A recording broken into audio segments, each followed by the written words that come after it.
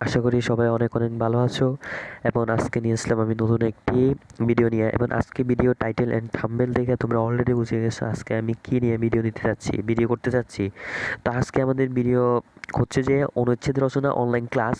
তো আমি সিম্পল বিষয় মূল কথাগুলো এখানে উল্লেখ করছি, আর আমি তোমাদেরকে পড়িয়ে শোনাচ্ছি।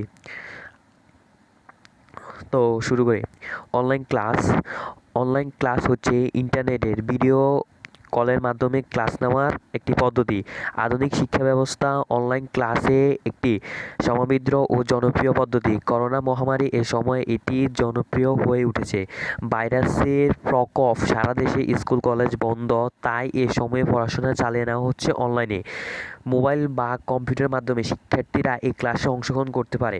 অনলাইন ক্লাস একই সাথে অনেক শিক্ষার্থী অংশগ্রহণ করতে পারে, শিক্ষকের সাথে কথা বলতে ও শুনতে পারে। অনলাইন ক্লাস শিক্ষক ভিডিওর মাধ্যমে পাঠদান করেন। শিক্ষকের মতো শ্রেণীকক্ষের মতো পড়াশোনা কোনো সমস্যা হলে শিক্ষার্থী তা শিক্ষকের কাছে দেখিয়ে নিতে পারে।